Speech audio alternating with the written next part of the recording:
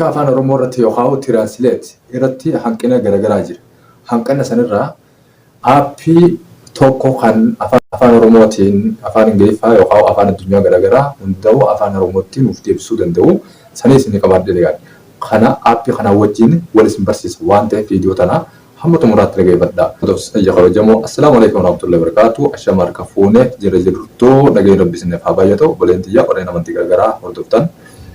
Gara mana gadaa Orootu bogguruftan subscribe yookaan maatii ta'uu hin dagatinaa. Viidiyoo hoggulaaltan like godhuudhaan nu gargaaruun keessan itti hafuuf isiniin jechaadha.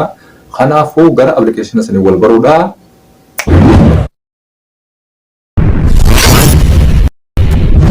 Hey there. Subscribe to my channel and also press this bell icon.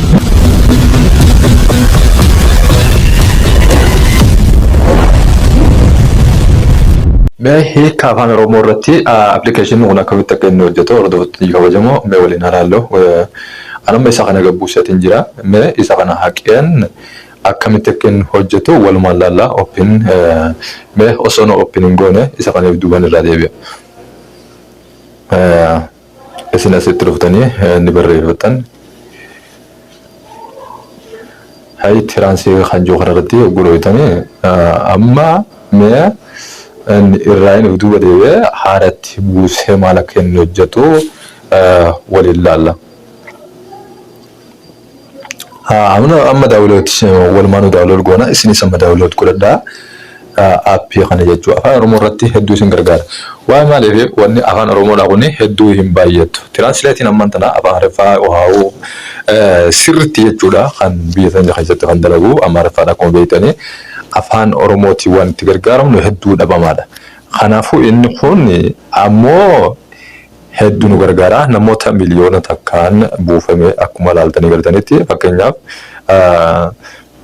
namoonni isa kana daawwiloot godhatee jiran miliyoona 100 takka namoota biliyoona 100 takkaatu daawwiloot godhatee jira.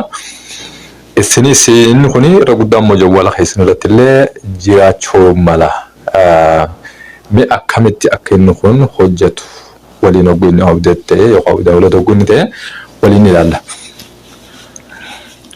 Open jennee seenna mee appilikeeshina kana hayyama isaaf kennuudhaaf jecha open jennee eega seennee booda inni kun fuula kana akkanatti nuuf fidaa amma afaan kana hindiidha ni galtanii hindiidha gara ingiliffaatti deebisuudha. Hindiidha gara ingiliffaatti deebisuu kana asirratti ingiliffaatti deebifannee ingiliffaa nuti gara afaan Oromoo yookaan Arabii yoon fi feeneesi amma ni galtan jeetiyyana. Ingiliffaadhaatti bakka kana eega deebidee bakka kana afaan Oromoo asirratti barbaadan tiraansii godhuuf waayyaan jecha. Tiransii godhachuudhaaf bakka kanatti dhufnee afaan Oromoodhaa sitti barbaannaa mana jiru keessa deemnee ilaalla. Walumaanuu haa deemnu afaanota kana immoo bakka sila amma Ingiliffaa keenya kana afaan biraa keenya ittiin hiikuu ni dandeenya jechuudha. Hordoftoonni ija kabajamoo mee afaan Oromootiin immoo kun hedduu tiraansilaat garaagaraa keessaa afaan Oromoo hin argaman akkuma beekamu. Ammoo inni kun hedduu nuuf murteessaadha jechuudha. Tiraansii goonumee isa kana dhoofnee hayyama isa kanaaf kennuudhaaf walakkaa bakka kana gad dhoofnee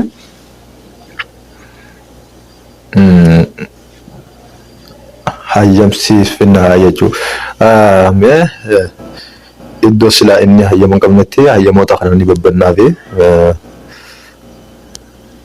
notification isaa yoon feetaniisi waan garaagaraa asirratti mee ni yoon feetanii ni bantaniif yoon feetan ammoo ni deebitan kun fedha keessanii waan ta'eef mee anuma bakkuma kana dhaheen bakka kana qofaa dhoofnee bannaa fi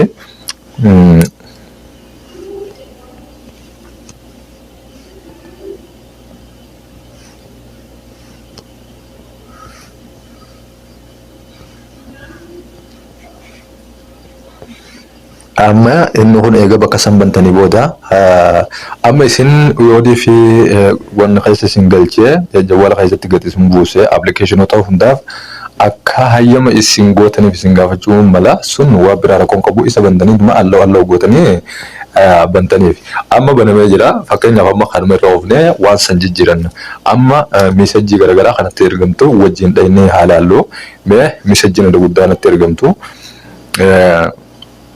Googilii maal jennaani Gmailii keessa galeen amma akkuma fakkeenyaa isin garsiisa waan ta'eef Gmailii kana keessa galee ilaallaa tiraansii godhuudhaaf amma fakkeenyaaf inni kuni waan natti ergame maal akka jiru mee waliin ilaallaa.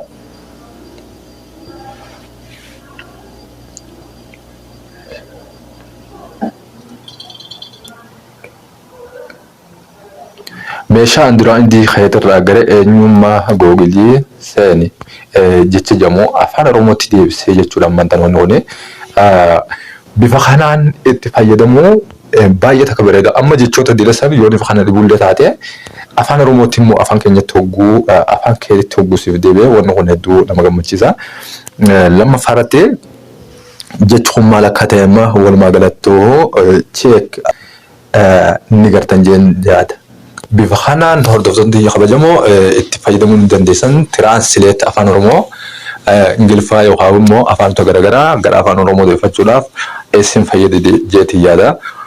Kanaafuu viidiyoo hamma xumuraatti hogguu dhageeffattan irraa fayyadamtan. Wassalaamu alaikum warahmatullahi wabarakatuh.